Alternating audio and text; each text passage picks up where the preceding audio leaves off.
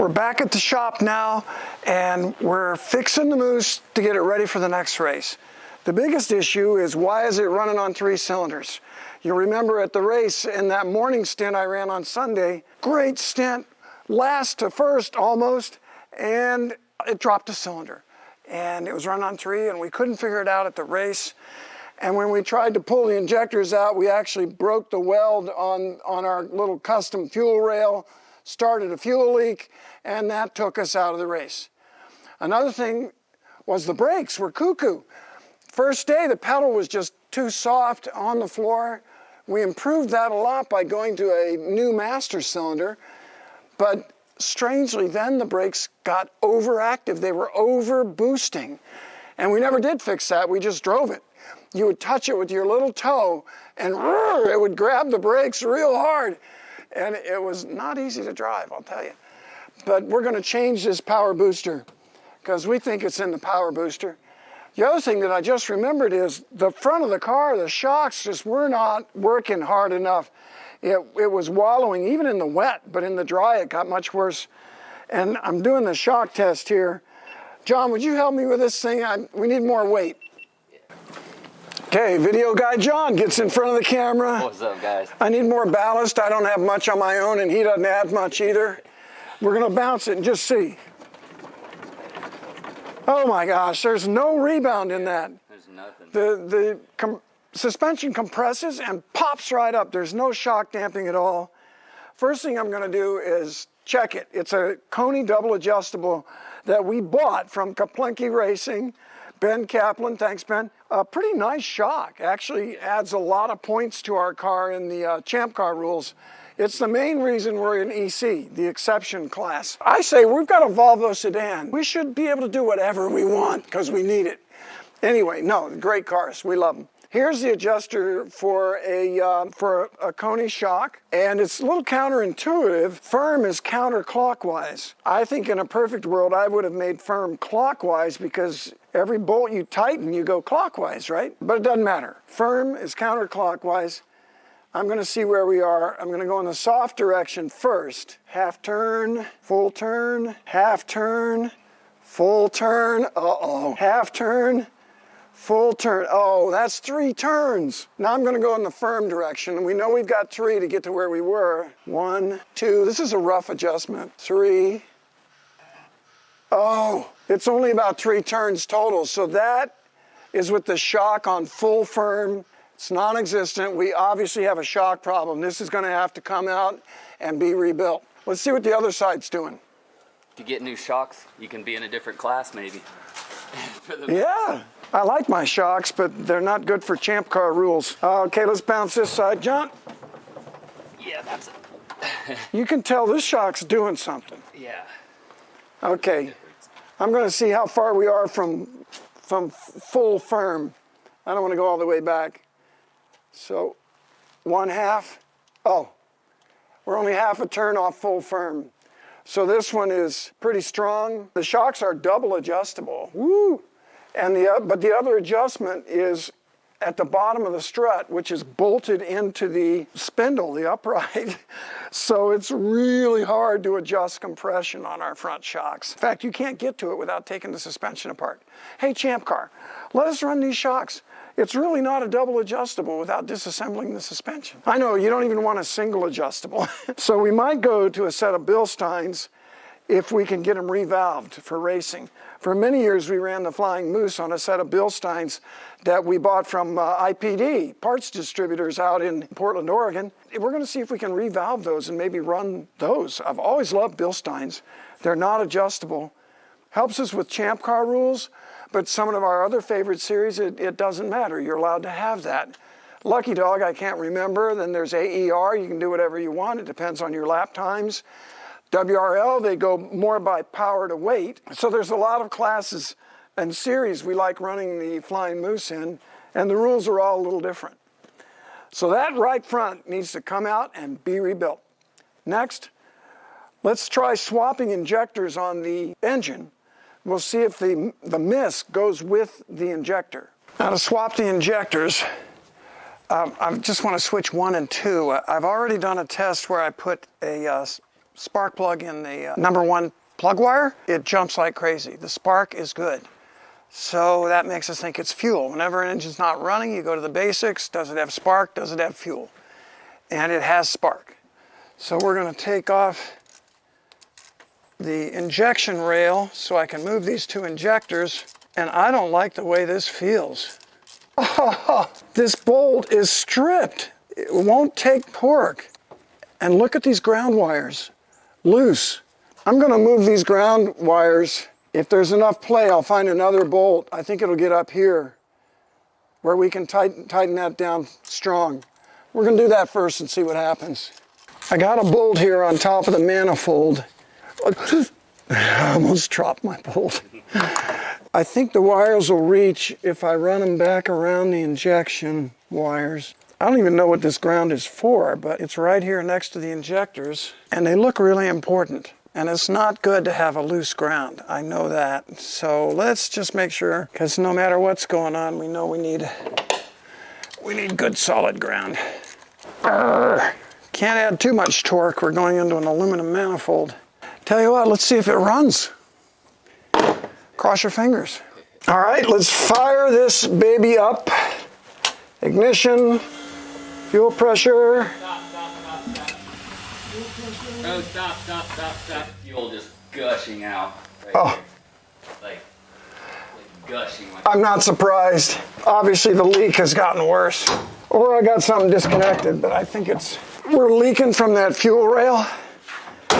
And I think what happened was this fuel rail is custom built. Frank did this to add this upgrade on the fuel pressure regulator. I think when we were working on the fuel injectors, I think I might have pulled on that and broken the little weld or braze that he did in there. So fuel's pouring out of here, right? Yeah, like it was like gushing.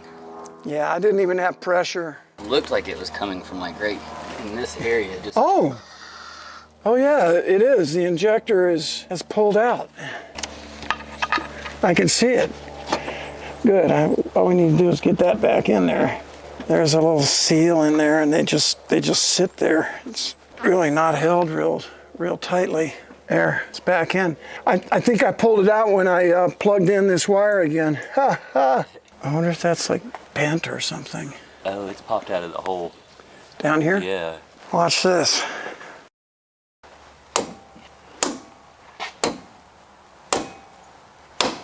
How's that? Not advisable, but possibly worth. I don't want to cause sparks. You're right. Well, you could just try it as is. I got wood. That's what she said? Well, I mean, That's what she said.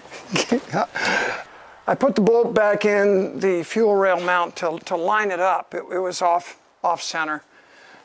Let's see what happens.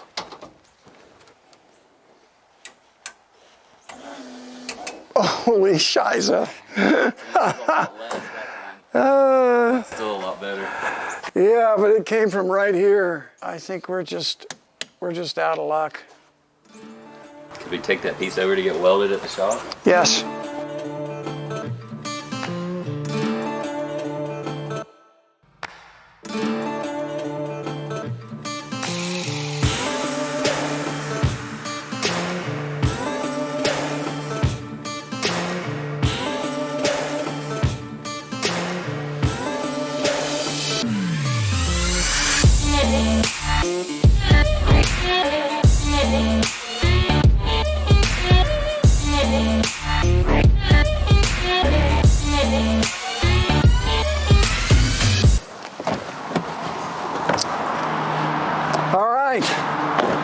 Fiox Motorsports, Frank's Corvette. Let's see if we can get this fuel rail fixed up. Knock, knock. Come in. Check out the old race cars. Some of Frank's history here. I remember this Intrepid prototype. Le Mans with the Panos team. And he even raced a VW Rabbit like I did. I only autocrossed him. He raced him back in the 70s. Hi, Frank. Hey, Randy. What's up? Nice Porsche 944. Yes, with an LS1 in it. LS1. Looks brand new. Thank you. I know a good guy to test that for you a little bit. I think I know one too. Here's the fuel rail, Frank. Off the Flyin Moose. You can see that crack there that stopped us at AMP. Right. What do you think? Well, the problem's going to be is the fact that the steel fittings that hold the injectors in this adapter here that I made and welded on are brazed to this brass fuel injector rail. Brass? Yeah. That's incredible. So you're telling me that the Moose is a brass era car? Wow. Yeah, brass era is back in like 1913. And why would they use brass? Doesn't rust? I don't know. Yeah. So can you fix it? I can try. You can fix anything, Frank. Come on. Well, that's what they say. If you can fix it, you can drive again. Motivation. Well, I'll see what I can do. Okay. Okay, thanks. It's an old school kind of thing to do with the torch and nickel bronze welding rod. So I'll see what I can do.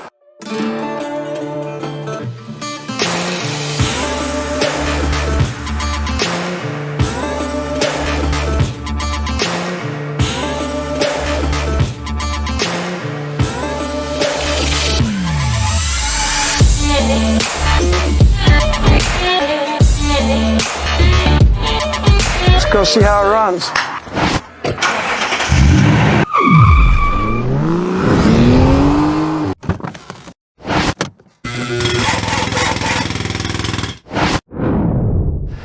We're back from Frank's. We've got it reinstalled. I lubed up the injectors to get them to go in right, and I put the injectors on the rail first. Everything's bolted up. Remember, we've got that new ground. We're gonna see, number one, if the repair leaks. It was right in here, we had a big crack. This piece is brass, that surprises me. And then we'll see how many cylinders we got. So it's kind of exciting, kind of scary. Uh-oh, the ignition's on. We may have a dead battery. Yeah, some goofball left the ignition on. Me. Way to go, man. Crap. Anticlimactic with the dead battery. While we're waiting for that to charge, let's see what's new. I just dragged something else home the other day. This is about to get vacuumed. It's a Lemons Firebird. I actually drove this car 8 years ago in a 24 Hours of Lemons race with my friends Ann Keller, and this in memory of her husband Kent, who passed away. It's funny, they've got all these old guy jokes all over it. The name of the team was Grumpy Old Men and a Nurse, because it was 4 guys. I guess I was more like in my mid to early 50s back then. That's old enough to be grumpy. And Ann herself is a nurse. So that was the theme, and it blew a head gasket. I thought it had blown a clutch. We brought it home and Bernie was right. They had blown a head gasket. We pulled the spark plugs out of it, sprayed some oil in the car, sprayed oil in the cylinders, something called Aerocroil. We sprayed that in there, let it soak overnight, and the engine turned, which made me happy. But it only turned part way, and then it got hard. Basically, when we pulled the plugs, we saw one had been wet and was gooky and nasty. The other 7 all looked good. And this car could be a ton of fun. At a Lemons race, it's a big boy. So it's a Trans Am 6-speed V8. Can't wait to see what's going to happen here. Okay, we're running out of time. We've got to go shoot another video across town. So it really should charge a lot longer. We're going to stick it on the charging mode on my old Schumacher Charger. Let's see what happens. I'm not sure this is a great idea, but okay, number one, let's see if it holds fuel pressure.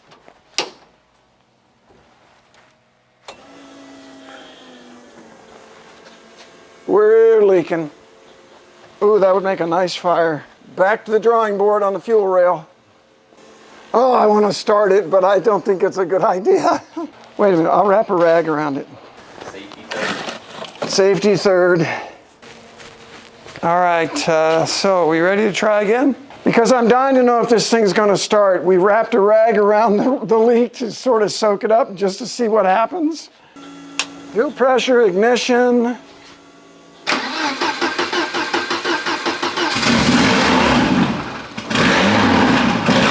That's 4. Woo-hoo! It worked! It worked! Okay, now let's shut it off before everything blows up. Hey, that's great. It works. This is the ground. That must have done it. We're gonna have to redo that fuel rail again. No, that's leaking like a sieve. Oh, it even took off the new paint. Okay, so that's a happy moment anyway. We're making progress. Forward motion.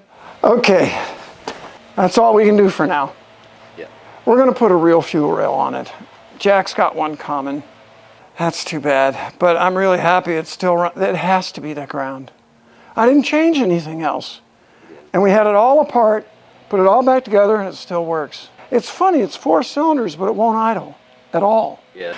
Well, we still got a leak in our fuel rail here. I think I'm gonna go to just a whole new fuel rail, aftermarket, strong one. But what great news! The Moose is fixed. It's running on 4 cylinders, back to full power, back to full everything.